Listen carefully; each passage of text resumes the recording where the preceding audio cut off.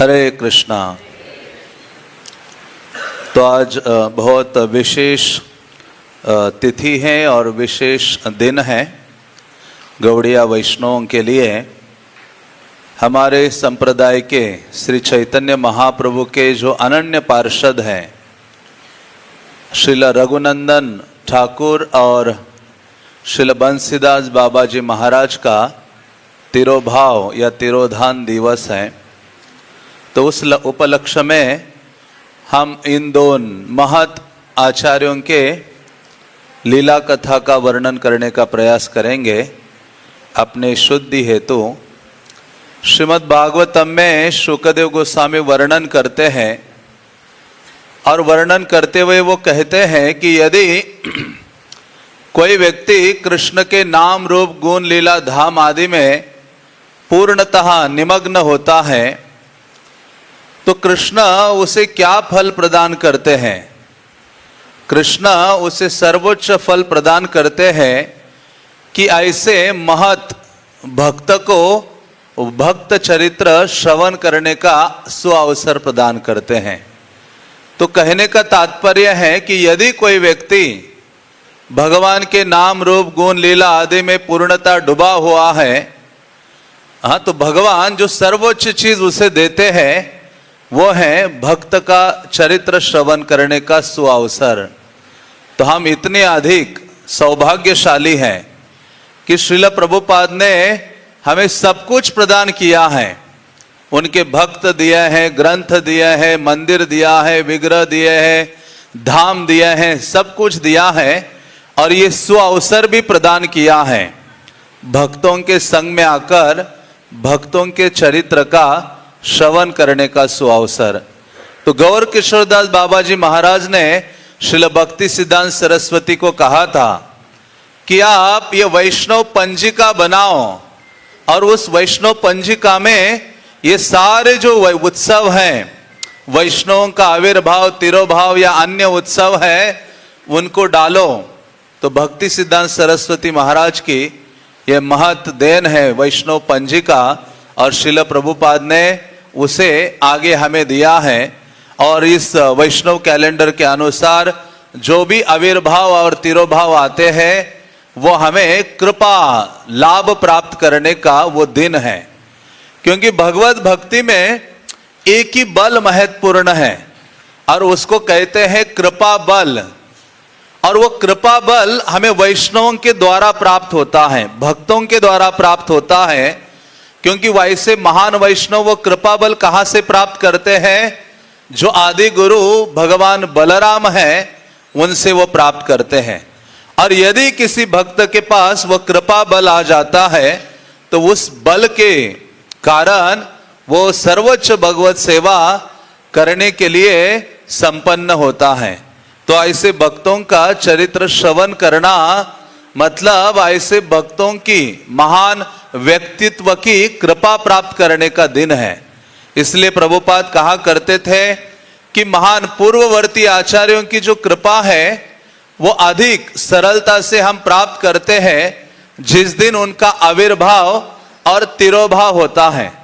उस दिन वो अधिक दयाद्र हो जाते हैं, अधिक कृपाद्र हो जाते हैं और हम डायरेक्टली ऐसे महान आचार्यों को अप्रोच कर सकते हैं। तो ऐसे ही ये दो महान आचार्य हैं और दोनों के चरित्र में एक बात का साम्य है। दोनों का जो लगाव है या आकर्षण है वो भगवत विग्रह के प्रति बहुत अधिक था। और दोनों ही ये जो आचार्य हैं वो भगवत विग्रह की आराधना, सेवा, पूजा किया करते थे। श्रील प्रभुपाद जब बात करते थे बंसीदास बाबा जी महाराज के बारे में तो प्रभुपाद जी एक मायापुर में एक बार लेक्चर दे रहे थे, उसमें कह रहे थे कि आप जो विग्रह है उसको ये मत समझना कि ये लकड़ी के बने हैं, पत्थर के बने हैं, ब्रास के बने हैं। जब तुम्हें ये भावना रहेगी तो जीवन भर तुम्हारे लिए भगवान पत्थर के, लकड़ी के और ब्रास के बने रहेंगे। हाँ, उन्होंने कहा जो भगवत विग्रह है वो भगवान से अभिन्न है और यदि कोई व्यक्ति उस भावना से उनकी सेवा करता है तो भगवान बात करने लगते हैं उस व्यक्ति से। उनमें प्राण है। ये प्रभुपाद कहते आप जानते हो बंसीदास बाबा जी महाराज को? बंसीदास बाबा जी महाराज प्रतिदिन वो केवल अपने विग्रह से बातें करते थे, चर्चा करते थे। तो उसी प्रकार से ये जो नरहरि सरकार और जो मुकुंद सरकार के जो पुत्र है रघुनंदन दास ठाकुर, उनका आज तिरोभाव है। तो वो भी विग्रह सेवा में अति दक्ष थे। शास्त्र कहते हैं विशेष रूप से भक्ति रत्नाकर आदि रघुनंदन दास ठाकुर के लीला चरित्र का वर्णन करता है। तो भक्ति रत्नाकर में कहा गया है कि जो रघुनंदन ठाकुर है उनका जो प्राकट्य है 1510 में हुआ था वसंत पंचमी के दिन में, और ये मुकुंद दास के पुत्र थे। मुकुंद दास ये रघुनंदन दास ठाकुर के बड़े भ्राता हैं, और इनका जो निवास था कटवा के नजदीक, आप में से कई वैष्णवों ने वहां दर्शन किए होंगे। श्रीखंड नामक जो ग्राम है वहां निवास करते थे। और ऐसे रघुनंदन दास ठाकुर को महान वैष्णव परिवार में जन्म प्राप्त हुआ था। श्रील प्रभुपाद कहते हैं कि ये बहुत बड़ा सौभाग्य है यदि किसी व्यक्ति को वैष्णव परिवार में जन्म प्राप्त होता है, बाल्यकाल से ही भगवत सेवा करने का अवसर प्राप्त होता है। प्रभुपाद एक तात्पर्य में लिखते हैं भागवतम के कि मेरे गुरु महाराज और मुझे यह अवसर प्राप्त हुआ है कि हम दोनों ही बाल्यकाल से भगवत सेवा किया करते थे, या वैष्णव परिवार में हम दोनों ने जन्म प्राप्त किया था। इसलिए प्रभुपाद कहा करते थे कि मेरे जीवन में कभी ऐसा एक क्षण नहीं रहा कि जिस दिन या जिस क्षण मैं कृष्ण को भूला हूं। और हमारा तो उसके विपरीत है, हमारे लिए कठिन होता है कृष्ण का स्मरण करना। तो ऐसे जो मुकुंद सरकार है उनके बड़े भ्राता थे या छोटे भ्राता थे नरहरि सरकार, जिनके बारे में हम गौर आरती में भी उनका नाम पढ़ते हैं। तो ये जो मुकुंद सरकार या मुकुंद वैद्य कहा जाता था, मुकुंद दास उन्हें कहा जाता था। तो ये बहुत बड़े वैद्य थे मुकुंद दास, जिनके पुत्र थे रघुनंदन ठाकुर। तो ये जो मुकुंद दास हैं, जिनके बारे में चैतन्य चरितामृत में कृष्णदास कविराज लिखते हैं, बाह्य राज वैद्य हो करे राज सेवा, अंतरे कृष्ण प्रेम यहार जानी बेक के बा। तो कहते हैं कि बाह्य रूप से वो राज वैद्य थे, राजा के डॉक्टर थे, और करे राज सेवा, राजा की सेवा करते थे। लेकिन अंतरे कृष्ण प्रेम जहार जानी बेक केवा, उनके हृदय में कृष्ण के प्रति प्रगाढ़ प्रेम की भावना थी, कोई अन्य जान नहीं पाता था। यही चीज मानो चैतन्य महाप्रभु ने रघुनाथ दास गोस्वामी को कहे थे, अंतरे निष्ठा बाह्य लोक व्यवहार। महाप्रभु ने कहा कि आपकी जो भक्ति है उसको दिखाते हुए फिरो मत, भगवत भक्ति का प्रदर्शन मत करो, अपनी साधना का प्रदर्शन मत करो, बाह्य रूप से साधारण बन के रहो। तो ये जो मुकुंद दास है राजा के यहाँ सेवा करते थे, लेकिन पूर्ण रूपे न आंतरिक रूप से वो कृष्ण प्रेम में डूबे रहते थे। वो कहते हैं कितने बड़े थे ये रघुनंदन दास ठाकुर के जो पिता है, जब राजा की सेवा कर रहे थे, जो मुस्लिम शासक था वो बहुत बड़े आसन में बैठा था, उसका एक सेवक आता है और मोर पंख से उनको हवा करने लगता है। और ये देखकर मुकुंद दास भगवत प्रेम से विवल हो जाते हैं। शिखी पिच्छ देखी मुकुंद प्रेमाविष्ट हैला, अति उच्च टुंगी है ते भूमि ते पड़िला। तो जैसे ही देखा उस मोर पंख को, राजा से ये बात कर रहे थे, राजा बीमार था, उनसे बात कर रहे थे, और लेकिन अचानक उनके सेवक के हाथ में मोर पंख देखा तो ये जो मुकुंद दास है ऊंचे स्थान से नीचे गिर पड़ते भूमि पर और मूर्छित हो जाते हैं। कुछ क्षण में उनको बाह्य अवस्था प्राप्त होती है। तो राजा पूछता है कि अरे आप कैसे गिरे हो, क्या हुआ? उन्होंने कहा मुझे तो एक व्याधि है, मिर्गी नाम की जो व्याधि है, मैं गिर पड़ता हूं। तो बल्कि इससे कई शिक्षा हमें प्राप्त होती है। एक तो यह है कि संपत्ति विपत्ति सदैव कृष्ण का स्मरण करना चाहिए, चाहे अच्छे दिन हो या विपरीत अवस्था हो, हर समय में कृष्ण का स्मरण करना चाहिए। और उस स्थिति में जो भी साधन है उसको कृष्ण की सेवा में नियुक्त करना चाहिए। गजेंद्र ने जब प्रार्थना की अपनी विपरीत अवस्था में, तब ये नहीं सोचा कि भगवान ठीक हो जाएगा ना तब आपको फूल अर्पण करूंगा, माला बनाऊंगा, सब कुछ करूंगा। नहीं, जब विपरीत अवस्था थी उसी समय जो भी साधन उनके पास थे, फूल तुरंत भगवान को अर्पित करते हैं। इससे मुकुंद दास से ये शिक्षा मिलती है कि हर समय हमें कृष्ण को देखने का प्रयास करना चाहिए और हर समय भगवान का स्मरण करने का प्रयास करना चाहिए। ग्रहे थाको वने थाको सदा हरि बोले डाको। आप जंगल में रहो या घर में रहो, लेकिन सदैव हरि नाम का उच्चारण करो। हाँ, जो भी चीज हम देखते हैं कृष्ण का स्मरण करने का प्रयास करें। जब हम घड़ी को देखते हैं, हाँ, तो देखना चाहिए कालोस्मि लोक क्षयकृत प्रवृद्धा। भगवान कहते कि मैं टाइम हूं, मैं काल हूं और सभी जीवों का विनाश करने के लिए इस महाभारत के या कुरुक्षेत्र के युद्ध स्थल पर खड़ा हूं। तो चैतन्य चरितामृत में कहते हैं कि ऐसे जो प्रेम से पूरित भक्त होते हैं, जहां जहां नेत्र डाले तहां तहां कृष्ण स्फुरे। जहां जहां वो अपने नेत्र डालते हैं वहां कृष्ण का उन्हें स्फुरन होता है।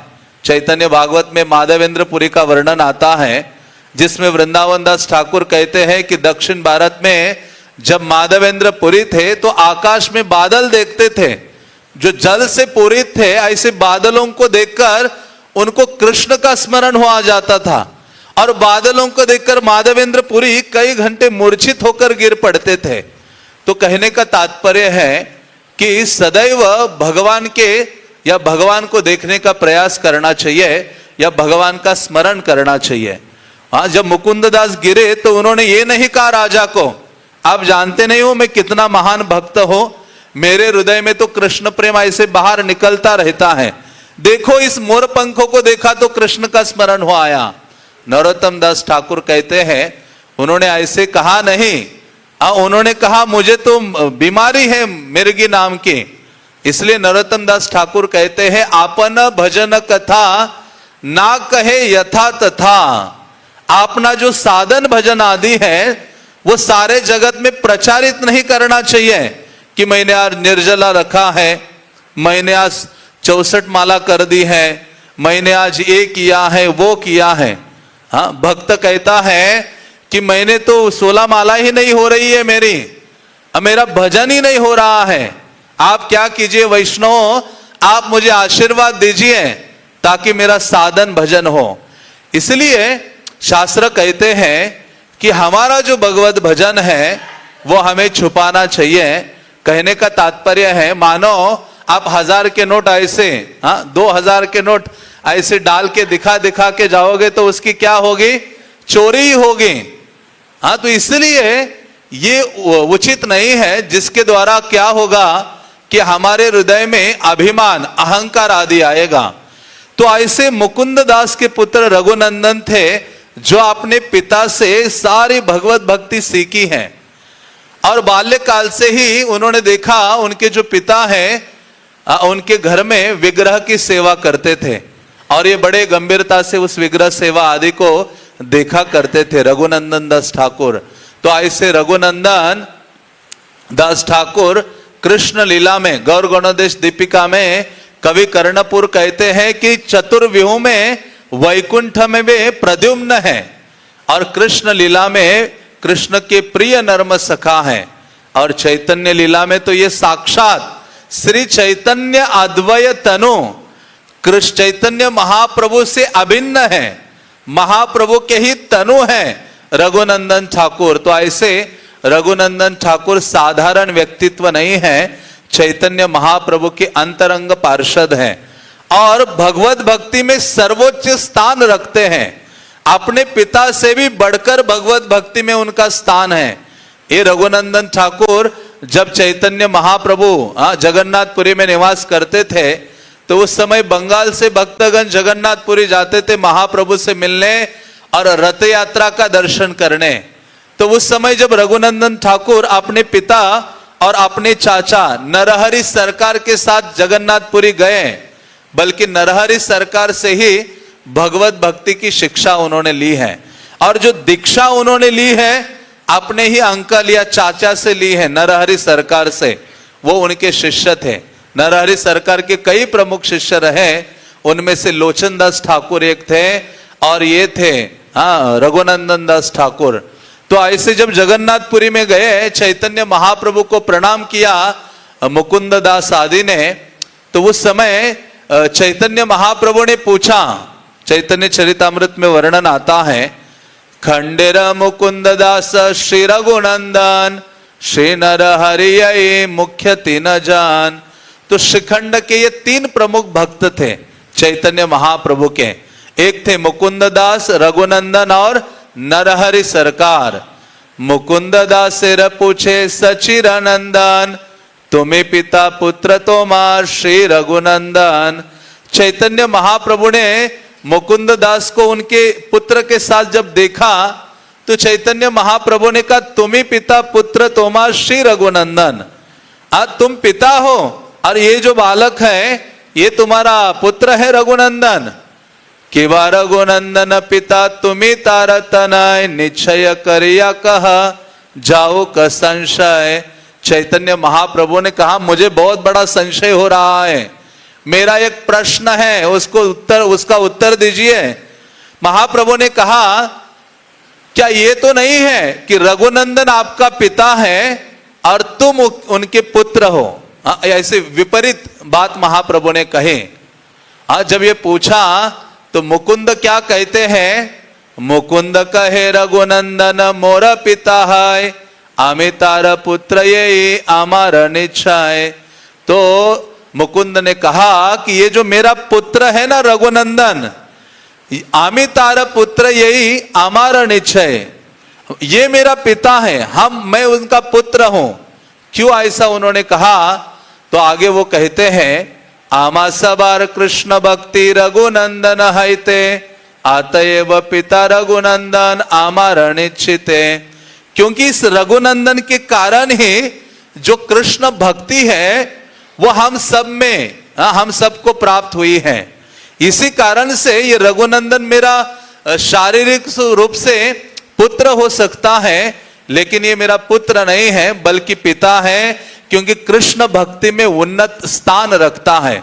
सुनि हर्ष कहे प्रभु कहिला निश्चय, जहां है ते कृष्ण भक्ति से ही गुरु है। चैतन्य महाप्रभु ये उत्तर सुन के आनंदित हो जाते हैं, हर्षित होते हैं। महाप्रभु कहते हैं, जहां है ते कृष्ण भक्ति से ही गुरु है।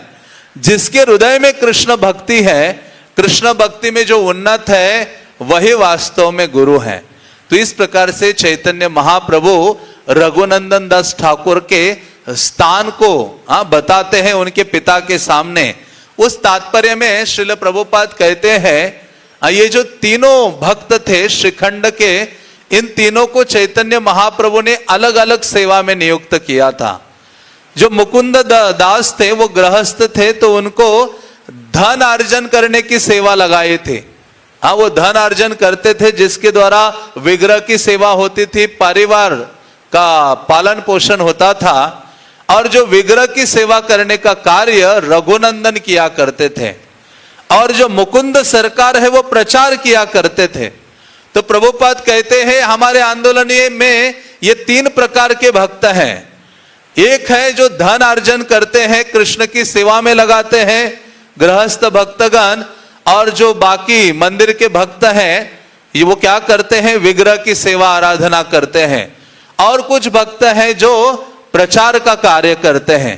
तो इस प्रकार से प्रभुपाद लिखते हैं इस तात्पर्य में, ऐसे होगा तो ये जो आंदोलन है बहुत शीघ्र गति से और सुव्यवस्थित रूप से आगे बढ़ेगा। तो ये बात जब बोली तो कृष्णदास कविराज लिखते हैं महाप्रभु के बारे में, तो वो कहते हैं इन श्लोकों के पश्चात, भक्तेरा महिमा प्रभु कहते पाय सुख, भक्तिर महिमा कहते हय पंचमुख।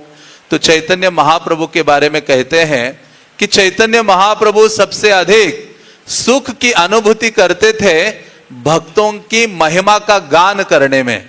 जब भक्तों का चर्चा होता था, चैतन्य महाप्रभु के मानो 5-5 मुख हो गए हैं।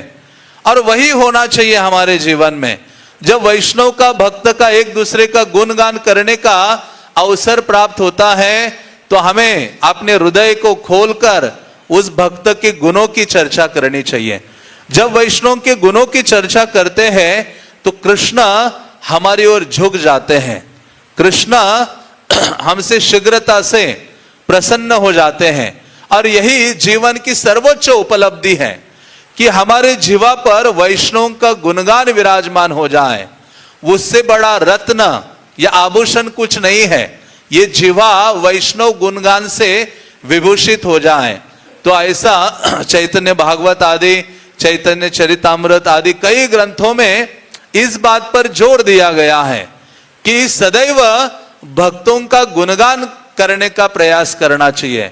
ना देखे दोष, काया वाक्य माने करे, मन करे वैष्णव संतोष।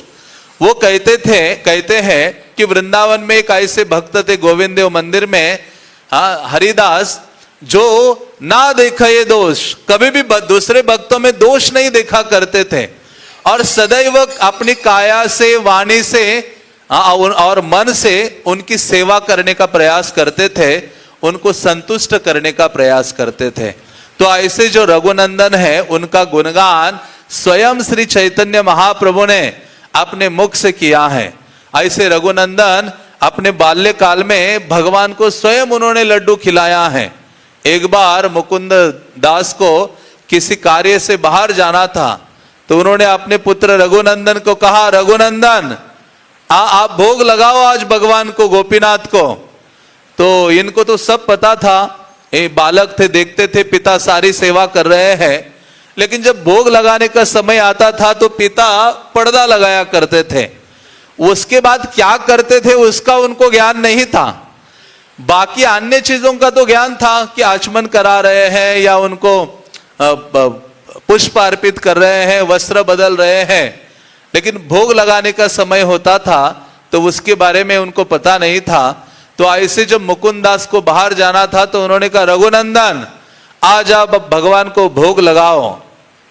तो ये भोग लगाने के लिए थाली लेके जाते हैं अपनी माता से और जाकर गोपीनाथ के सामने रखते हैं।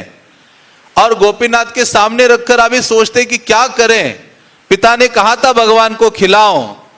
तो भगवान को कहने लगे, गोपीनाथ गोपीनाथ आप खाना शुरू करो, मैं यहां बैठा हूं।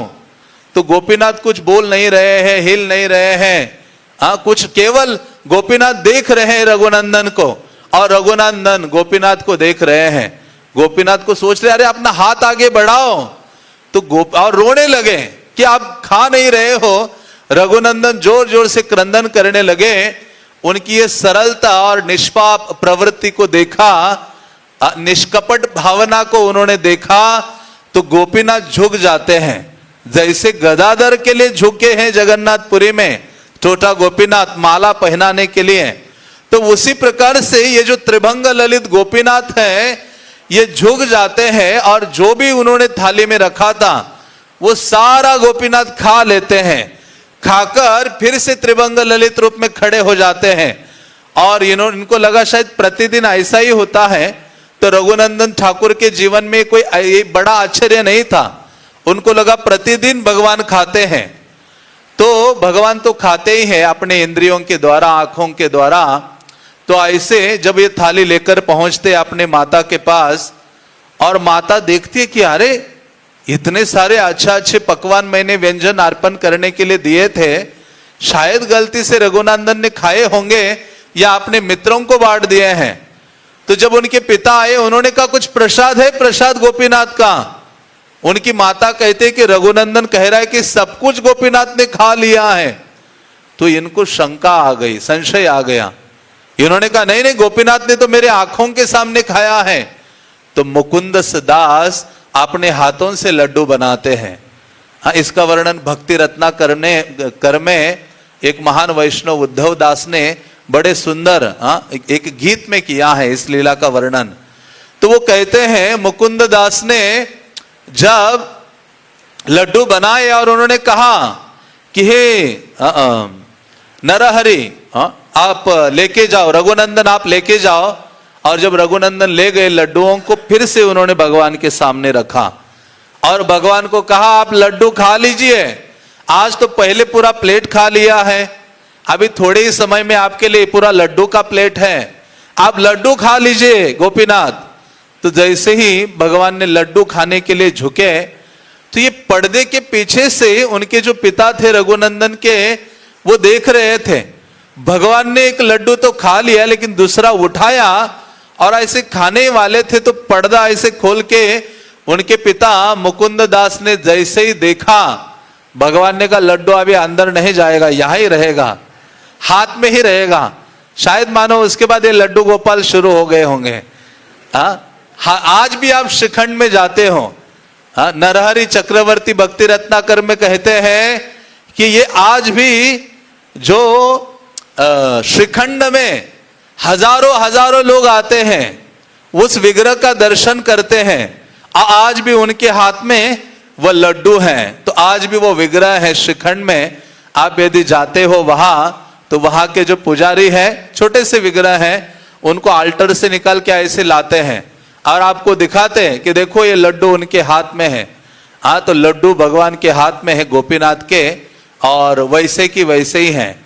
तो कहते हैं कि इस प्रकार से रघुनंदन जो ठाकुर है उनके प्रेम के कारण भगवान ने लड्डू को स्वीकार किया, और उनके प्रेम को देखने के लिए आज भी हजारों लोग जाते हैं और उसका दर्शन करते हैं।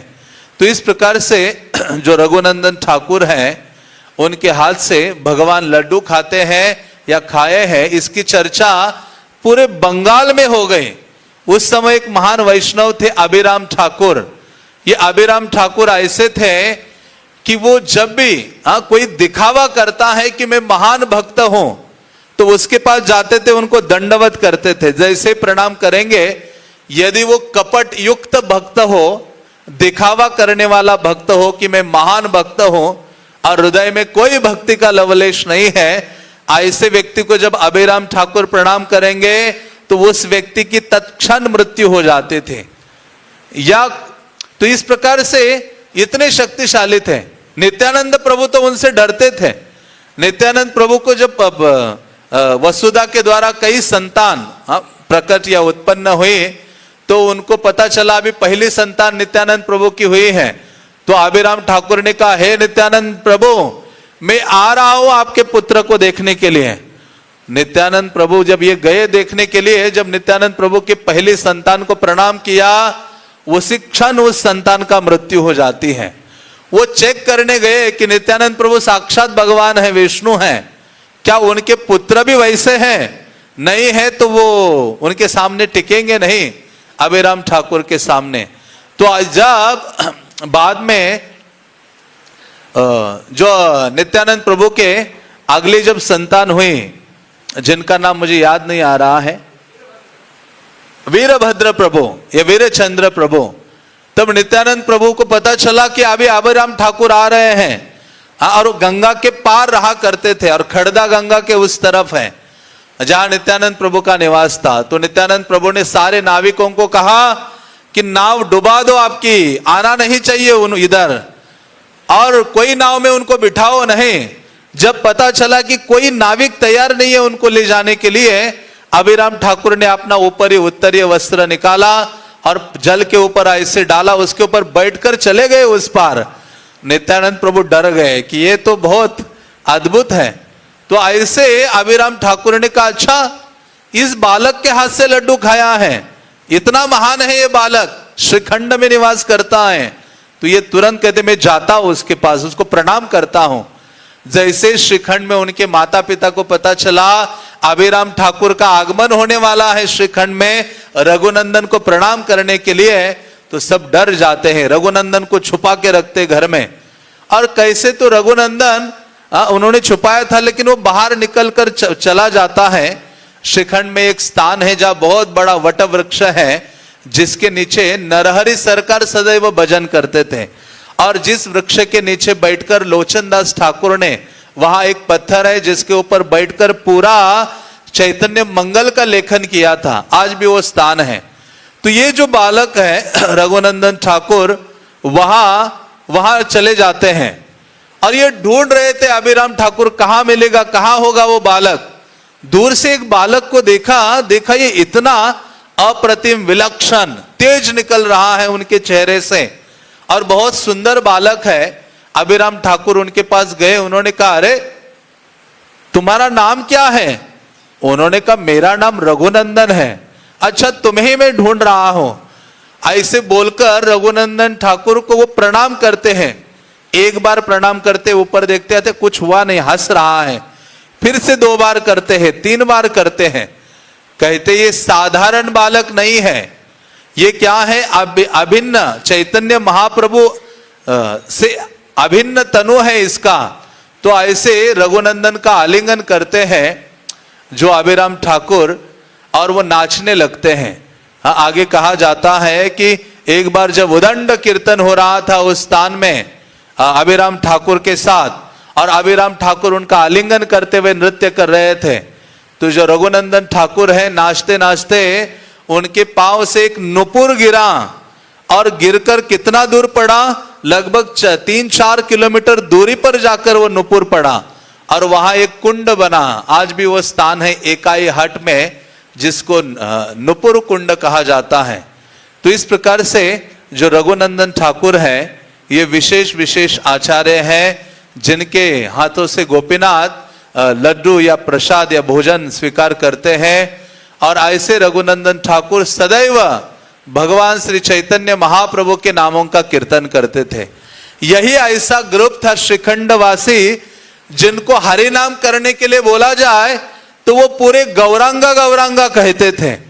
इसी कारण से जब जगन्नाथ रथ यात्रा होती थी तो बाकी जब महाप्रभु 7 ग्रुप बनाते थे तो बाकी ग्रुप को साइड में और आगे रखते थे, लेकिन ये गौरांगा कहने वाले ग्रुप को पीछे रखते थे, क्योंकि महाप्रभु ने कहा अरे आप नाम लो कृष्ण नाम, लेकिन इन्होंने कहा हम कृष्ण नाम भी लेंगे लेकिन हम और किसका नाम लेंगे?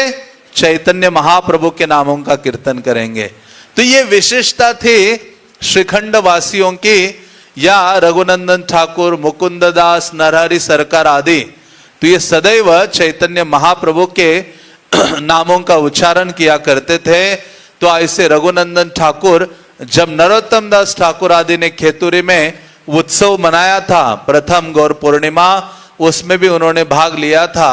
और कटवा में भी गदाधर दास ने जो उत्सव मनाया था महाप्रभु के लिए, जहां चैतन्य महाप्रभु ने संन्यास स्वीकार किया था, उस उत्सव में भी इन्होंने भाग लिया था।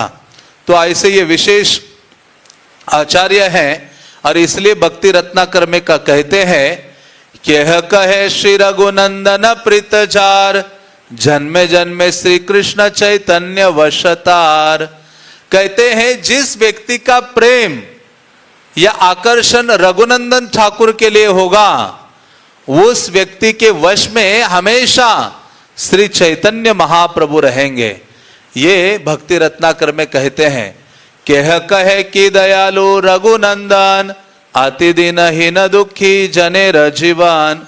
कहते रघुनंदन ठाकुर के बारे में क्या वर्णन करूं, वो सदैव दीनहीन पतित जीवों के प्रति आपने जो दया है उसका वर्षाव किया करते थे। ऐसे रघुनंदन ठाकुर आज के दिन ही तिरोहित हुए थे। आज के दिन वो इस जगत से अप्रकट हुए थे।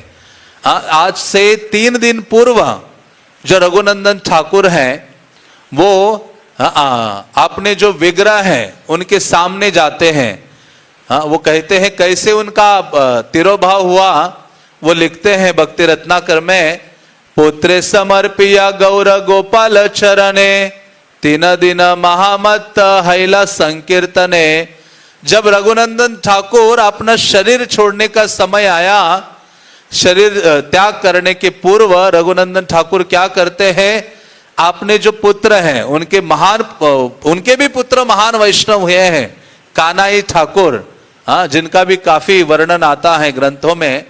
तो कहते हैं कन्हई ठाकुर को भगवान गोपाल या गोपीनाथ के चरणों में समर्पित कर दिया, उनको सारी सेवाएं प्रदान की और भगवान के विग्रह के सामने 3 दिन के लिए रघुनंदन ठाकुर महामत्त संकीर्तन करने लगे।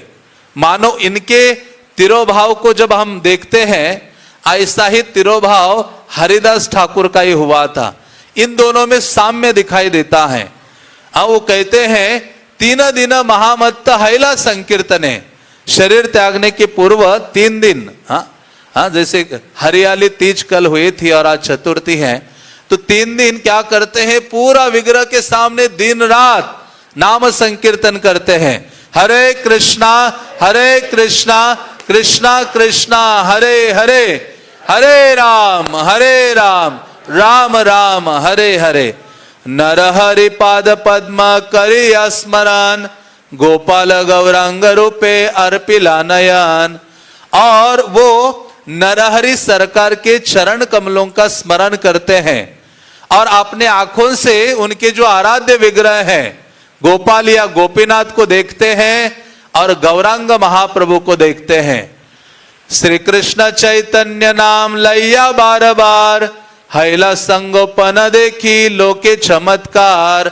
सबने देखा उनके अप्राकट्य को, और ये चीजें जब अप्रकट हो रहे थे अपनी जीवा से, वो श्री कृष्ण चैतन्य बोलिए, श्री कृष्ण चैतन्य ऐसे महाप्रभु के नामों का उच्चारण कर रहे थे, अपने आध्यात्मिक गुरु के चरणों का स्मरण कर रहे थे।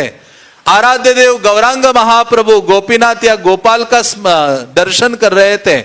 और ऐसे श्री कृष्ण चैतन्य कहते कहते न रघुनंदन ठाकुर क्या करते हैं, अपने शरीर को सभी वैष्णवों के सामने त्याग देते हैं। धन्य से श्रावण शुक्ला चतुर्थी दिवस, केवा नाही गाय रघुनंदे यश। वो कहते धन्य है श्रावण की ये जो शुक्ला चतुर्दशी का जो दिन है, कौन ऐसा नहीं होगा जो रघुनंदन का गुणगान नहीं करेगा। हाँ, हम देखते हैं कि हरिदास ठाकुर ने भी ऐसे ही अपनी जो योजना है महाप्रभु के सामने रखी थी। चैतन्य महाप्रभु जब उनको मिलने गए सिद्ध बकुल में, तो कहा हे प्रभु आपके पास तो बहुत बड़े बड़े भक्त हैं, हम एक छोटा सा पिप्पिलिका के समान, चींटी के समान हूं मैं। मेरे जैसा व्यक्ति मर जाए तो किसको क्या फर्क पड़ने वाला है, एक चींटी मर जाती है तो कौन शोक व्यक्त करता है। कहते मैं उस प्रकार का हूं, छोटा सा भक्त हूं, आपके तो बड़े बड़े भक्त और संगी पार्षद आदि हैं। चैतन्य महाप्रभु कहते नहीं, कृष्ण ने मुझे आप जैसे वैष्णव का संग दिया था और आप सोच रहे हो चले जाने के लिए। महाप्रभु बहुत दुख अनुभव करते अपने हृदय में, और वो कहते हैं हरिदास ठाकुर, कल मैं देह त्यागना चाहता हूं, अपने आंखों से आपके मुख कमल को देखना चाहता हूं, अपने वक्षस्थल में आपके चरण धारण करना चाहता हूं, और अपने मुख से श्री कृष्ण चैतन्य बोलते हुए देह का त्याग करना चाहता हूं। हरिदास ठाकुर ने ये योजना एक दिन पहले महाप्रभु को बोली। महाप्रभु ने कहा कृष्ण आपकी इच्छा की पूर्ति करेंगे। दूसरे दिन महाप्रभु आते हैं सभी भक्तों को लेकर और उदंड कीर्तन होता है, और हरिदास ठाकुर भी रघुनंदन ठाकुर के समान ही अपना देह त्यागते हैं। वो लेटते हैं, महाप्रभु के चरण अपने वक्षस्थल में रखते हैं और अपने मुख कमल से, अपने आंखों से महाप्रभु का मुख कमल देखते हैं और अपने जीवा से श्री कृष्ण चैतन्य उच्चारण करते हुए सारे वैष्णवों के सामने अपना देह त्यागते हैं। तो वैष्णवों को भीष्म का देह त्याग याद आता है, कृष्ण उनके सामने थे। तो उसी प्रकार से इन दोनों के तिरोभाव में या तिरोधान में साम्य है, रघुनंदन ठाकुर के और ये जो हरिदास ठाकुर हैं। तो ऐसे विशेष विशेष आचार्य रहे हैं, श्री चैतन्य महाप्रभु के अति प्रिय पार्षद हैं रघुनंदन ठाकुर। तो उनसे हमें प्रार्थना करनी चाहिए। साथ ही साथ आज बंसीदास बाबा जी महाराज का तिरोभाव दिवस भी है। तो बंसीदास बाबा जी महाराज बहुत पुराने आचार्य नहीं है, मानो महाप्रभु के समय के नहीं है, भक्ति सिद्धांत सरस्वती महाराज के समय के हैं, जिनका प्राकट्य 1856 में हुआ था पूर्व बंगाल के किशोरगंज जिले में मजिदपुर नामक ग्राम में।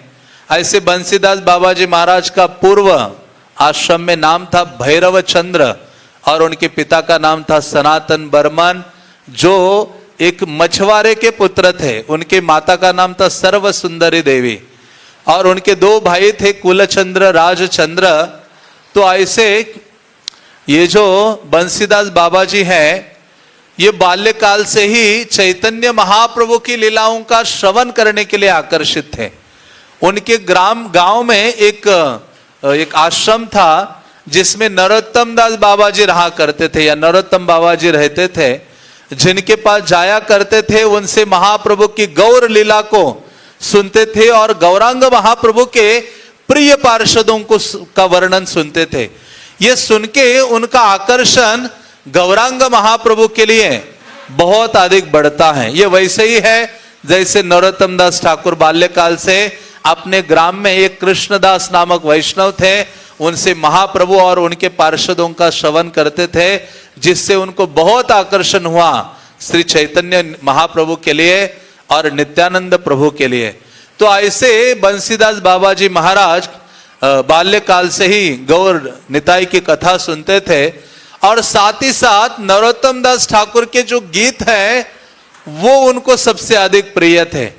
नरोत्तम दास ठाकुर के गीतों का निरंतर वो गान किया करते थे और उनके हृदय में बारंबार वैष्णवों का संगति करने से वैराग्य उदित हो गया और घर में जाना उनका कम हुआ। तो उनके माता पिता ने देखा, अच्छा इसका विवाह कर देते हैं।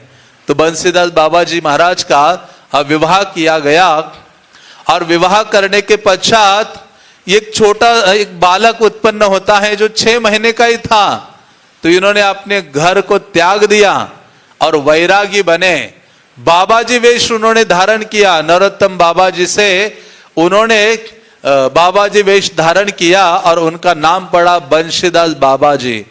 और ये बंसीदास बाबा जी महाराज ऐसे अद्भुत थे, भक्ति सिद्धांत महाराज जी कहा करते थे कि बंसीदास बाबा जी महाराज को समझना बहुत कठिन है। वो अपने शिष्यों को थोड़ा दूर रखते थे, कहते थे उनके कार्यकलापों को देखकर आप अपराध कर बैठोगे, क्योंकि वैष्णवेर क्रिया मुद्रा विज्ञ ना बुझाए। ये बात हमें अपने सामने रखनी चाहिए। कभी भी वैष्णवों को जज करने का प्रयास नहीं करना चाहिए। तो भक्ति सिद्धांत महाराज कहा करते थे कि ऐसे बंसीदास बाबा जी महाराज साधारण नहीं है, जिनके कार्यकलापों को महान से महान व्यक्ति भी नहीं समझ सकते। इसलिए नवद्वीप में 3 बाबा जी बहुत प्रसिद्ध थे, बंसीदास बाबा जी महाराज, जगन्नाथ दास बाबा जी महाराज और गौर किशोरदास बाबा जी महाराज। ये भक्ति सिद्धांत सरस्वती महाराज के लिए या भक्ति विनोद ठाकुर के लिए आराध्य या पूजनीय थे। बल्कि भक्ति विनोद ठाकुर उनको लेके गए थे भक्ति सिद्धांत सरस्वती महाराज को उनके पास और उनको मिलाया था। जब भक्ति सिद्धांत सरस्वती महाराज उनके सामने आते थे, बंसीदास बाबा जी महाराज के सामने, तो वो कहा करते थे, देखो मंजरी आ गई है, मंजरी, ये मंजरी आ गई, इसका मतलब राधा रानी भी आएगी, निश्चित रूप से राधा रानी आएगी। और जब भी भक्ति सिद्धांत महाराज कभी उनके पास पहुंचते थे अन्य समय में, वो कहते थे, देखो मेरे जो प्रभु है ना गौर हरि, उनके सबसे निकटतम व्यक्तित्व आ रहे हैं। मतलब बंसीदास बाबा जी महाराज इस दृष्टिकोण से, इस भावना से देखते थे भक्ति सिद्धांत सरस्वती को और कहते थे जगन्नाथेर विमला। क्योंकि उनका नाम विमला प्रसाद पड़ा था, तो इसलिए वो कहते थे ये तो जगन्नाथेर विमला है। तो भक्ति सिद्धांत सरस्वती महाराज से बहुत अधिक प्रीति रखते थे बंसीदास बाबा जी महाराज और ऐसे वैरागी थे जिसका वर्णन नहीं किया जा सकता। और ये ऐसे आचार्य थे जो सदैव अपने विग्रह की सेवा करने के लिए तत्पर रहते थे और सदैव अपने विग्रह से ही पूरे दिन वार्तालाप करते थे। कोई व्यक्ति मिलने आए तो भी उससे बातें नहीं करते थे, किसी अन्य से बातें नहीं करते थे। गौड़िया मठ से सेवा के लिए कई सारे ब्रह्मचारीगण जाते थे तो भी उनसे कोई वार्तालाप नहीं होता करते थे। वो केवल अपने में ही मग्न रहते थे और सदैव गौरांग महाप्रभु, राधा कृष्ण और गोपाल के विग्रह थे। ये तीनों की आराधना करते हुए, उन्हीं से दिन भर बातें करते हुए उन्हीं की सेवा में निमग्न रहते थे। इसलिए उनको अवधूत भी कहा जाता था। अवधूत का अर्थ होता है, अव का अर्थ होता है तीनों गुणों से युक्त, जो हमारे हम गिरे हुए हैं तीन गुणों में। हाँ, इन तीन गुणों से हमें जो धो लेता है उसको अवधूत कहा जाता है। जिनके संगति से भौतिक आकर्षण या भौतिक वासना को जो ढो डालते हैं वो हमारे लिए अवधूत है। तो ऐसे बंसीदास बाबा जी महाराज जो 6 फीट की उनकी हाइट थे, कभी उन्होंने बहिर्वस्त्र धारण नहीं किए, वो केवल कोपिन धारण किया करते थे। हम उनको कहते थे आप बहिर्वस्त्र धारण करो, कहते हम बहिरंगा वाले नहीं हैं, हम अंतरंगा वाले हैं। हम चैतन्य महाप्रभु के हैं, अंतरंगा शक्ति के आश्रित हैं, बहिर्वास नहीं। जो बहिरंगा शक्ति से रंगित हो चुके हैं ऐसे वस्त्रों को हम धारण नहीं करेंगे। ऐसे वो कहा करते थे। अपने संग में कमंडलों रखते थे और चला करते थे। एक बार विग्रह की सेवा के लिए जब पुष्प तोड़ने के लिए किसी पेड़ पर चढ़े तो गिर पड़ते हैं, उनके पाँव में लगता है तो थोड़ा सा लुढ़क कर वो चला करते थे।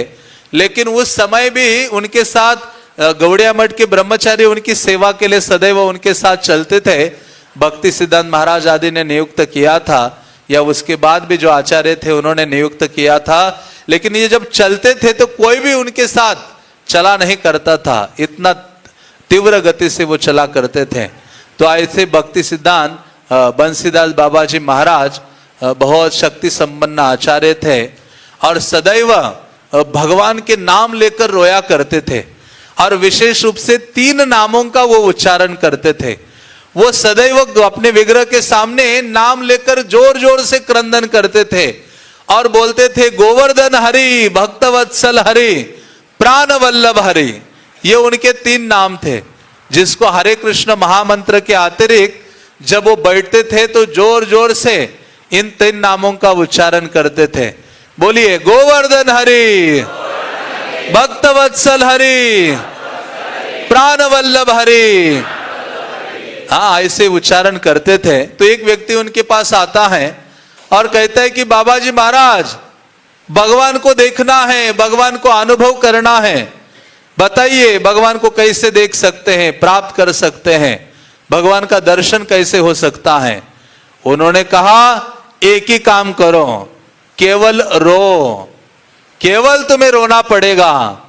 आज तक जिसने भी भगवत प्राप्ति की है ऐसा कोई भी नहीं है जो रोया नहीं है। वो कहते हैं भगवान की अनुभूति करनी है, भगवान को प्राप्त करना है, भगवान को देखना है तो आपको रोना पड़ेगा। उसी बात को गौर गोविंद महाराज कहा करते थे कि भुवनेश्वर में मैंने क्राइंग स्कूल खोला है, रोने की पाठशाला खोली है। वो मंदिर नहीं है, वो ऐसी पाठशाला है कि जहां जाकर आप रोना सीखते हो, संसारिक पदार्थों वस्तुओं के लिए नहीं, गौरांग महाप्रभु के लिए, कृष्ण के लिए। हाँ, वो है। इसलिए कहते हैं कि हरि नाम का उच्चारण का मतलब है आत्मार क्रंदन, आत्मा का क्रंदन है हरि नाम का उच्चारण जब करना है। तो ऐसे बंसीदास बाबा जी महाराज सदैव गीत, एक गीत प्रतिदिन गाया करते थे, निताई पद कमल कोटि चंद्र सुशीतल। और उसमें वो गाते थे, एक लाइन को तो बार बार वो दोहराते थे, निताईर करुणा हवे ब्रजे राधा कृष्ण पावे। इसको बारंबार बोलते थे।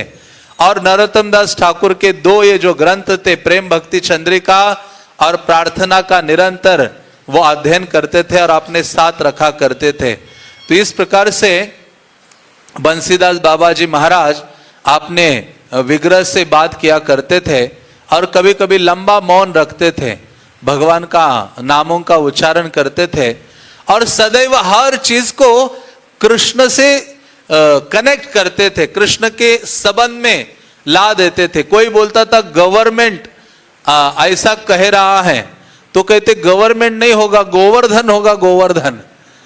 और कभी एक बार वो वृंदावन आ रहे थे ट्रेन से, तो वहां जब रेलवे स्टेशन पहुंचे तो वहां रेलवे के पहिए देखे तो कहते ये मेरे प्रभु जगन्नाथ की आंख है।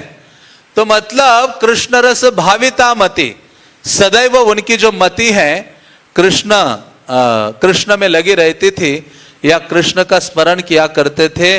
वो अपने साथ 3 विग्रह लेकर चलते थे, गौर निताय थे, राधा गोविंद थे और बाल गोपाल के विग्रह रहते थे, और सदैव वात्सल्य रस में निमग्न रहते थे।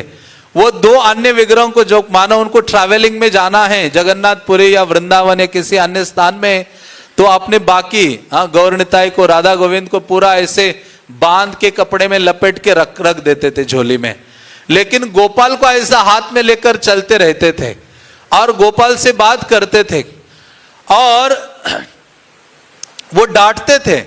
एक बार वो विग्रह के लिए कुकिंग कर रहे थे और वो कहते थे तुम्हें इतनी भूख लगी है, चुप बैठो, शांत हो जाओ, ज्यादा हलचल करोगे तो कुटिया से बाहर निकाल दूंगा, आज भूखा रखूंगा। और वो डेटीज उनके शांत हो जाते थे और भोग खिलाने के बाद कहते थे कि अच्छा लगा आपको, कैसे खाया आपने, अच्छे थे व्यंजन। तो एक बार गौरांग महाप्रभु ने कहा देखो बंसीदास, क्योंकि जब वो बात करते थे पूरे दिन उनके जो सेवक आदि भक्त आसपास थे, किसी को केवल बंसीदास बाबा जी महाराज की आवाज सुनाई देती थी, विग्रह की आवाज तो किसी को समझ में नहीं आती थी, ना सुनाई देती थी। तो एक बार एक सेवक थे अनंत वासुदेव, जो गौड़िया मठ के ब्रह्मचारी थे, जो उनकी सेवा करते थे, तो वो आए, उन्होंने कहा अनंत वासुदेव आपको सुनाई दे रहा है ये गौरांग क्या कह रहे हैं? वो कह रहे हैं कि मैं अभी बूढ़ा हो गया, वो कह रहे बंसीदास बूढ़ा हो गया है, अभी मेरे लिए मत इतना सेवा करो, भिक्षा मांगने के लिए मत जाओ। वो कह रहे गौरांग कह रहे कि मैं अभी तुम्हारा पालन पोषण करूंगा।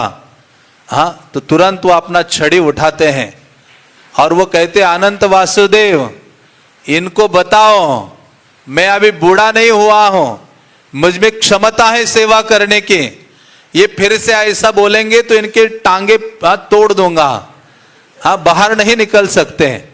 तो इस प्रकार से वो अपने विग्रह को डांटा करते थे। और एक बार एक उत्सव था जिसमें कई सारा प्रणामी या धन उनको प्राप्त हुआ था, और जब धन प्राप्त हुआ तो दूसरे दिन वो सोचा कि दूसरे दिन फेस्टिवल मनाएंगे, सबको खिलाएंगे, लेकिन वो धन कोई और चोरी करके ले गया। तो उनको सेवक कहता है कि देखिए अभी ये सारा धन चला गया। वो कहते हैं कि देने वाले भी वही थे और लेने वाले भी वही हैं। कभी कभी वो कुटिया खुला छोड़कर गंगा स्नान के लिए निकल पड़ते थे, दरवाजा बंद नहीं करते थे, लॉक नहीं लगाते थे, और बाद में आकर देखते थे कि सारा सामान गायब है, उनका लोटा कमंडलू जो भी था कुकिंग का सामान सब गायब हो गया है। तो भक्तगण कहते आप जरा इसको बंद किया करो, लॉक लगाया करो। वो कहते मैं क्या करूं अकेला, ये जो घर के निवासी है उनको अपने सामान की चिंता नहीं है। कौन थे उनके घर के निवासी? गौरांग महाप्रभु और वो राधा गोविंद और गोपाल। वो कहते घर में ही चोर है, बाहर के चोर की क्या मैं बात करूं, या अपना सामान खुद देखते नहीं है। वो जानते थे कि जो गोपाल है वो वृंदावन के चोर हैं। तो इस प्रकार से बहुत सारे ऐसे कई सारे लीलाएं हैं उनके विग्रह के साथ। तो एक बार क्योंकि गौर निताय उनके प्राण थे, एक बार वो सोचते थे कि जो भी अच्छा हो बुरा हो वो सब गौर निताय की कृपा है, गौर निताय के कारण ही हुआ है। तो उनके पास 2 ब्रास के जो बर्तन थे छोटे छोटे, वो देखा कि वो 2 बर्तन चोरी हो गए हैं। उनको गुस्सा आया और उन्होंने कहा कि ये 2 बर्तन ये तुम्हारे दोनों के कारण चोरी हुए हैं। तो दूसरे दिन जब सुबह हो गई, एक व्यक्ति आया, एक ब्रास का बर्तन दान देकर गया।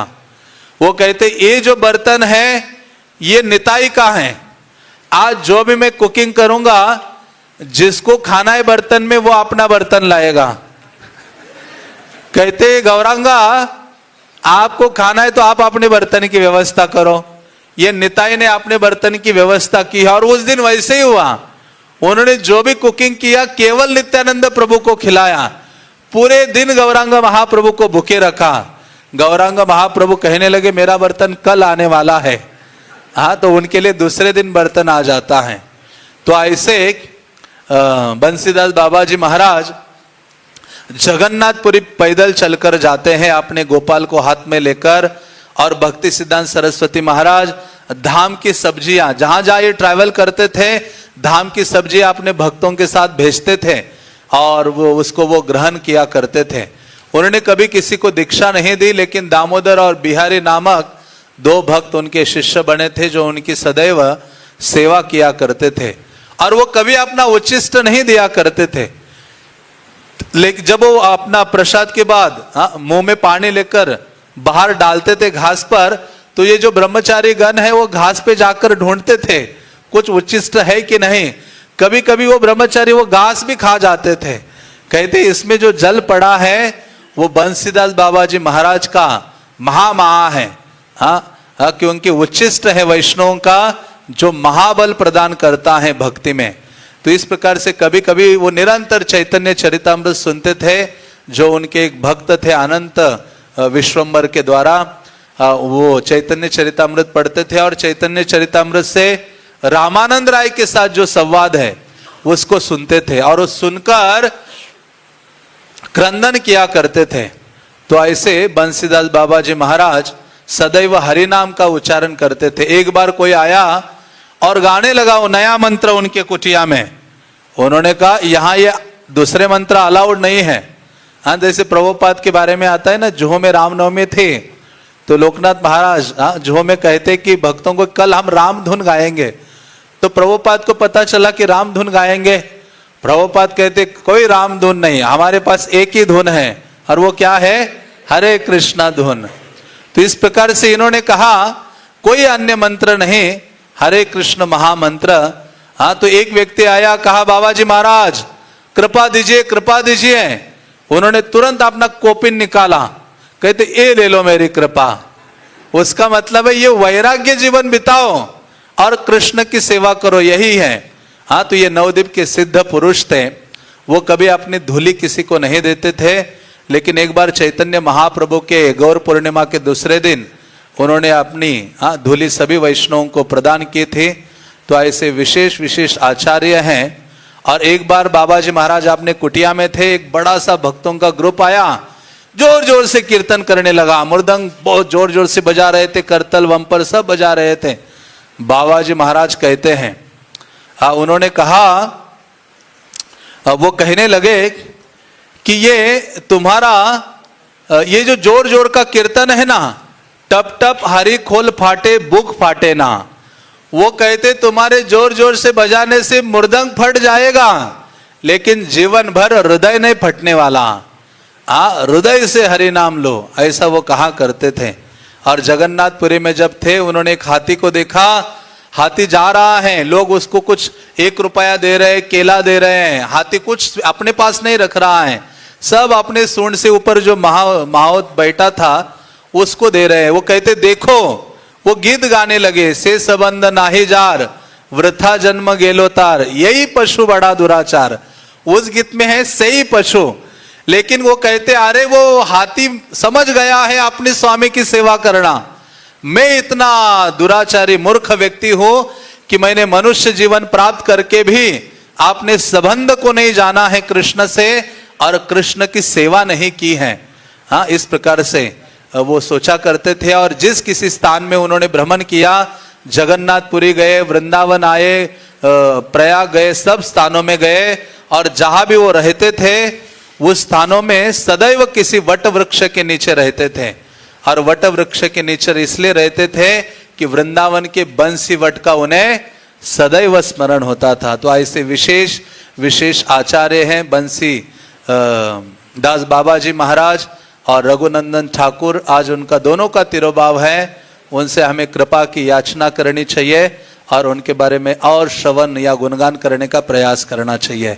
हरे कृष्णा कृष्णा कृष्णा हरे हरे, हरे राम राम राम हरे हरे।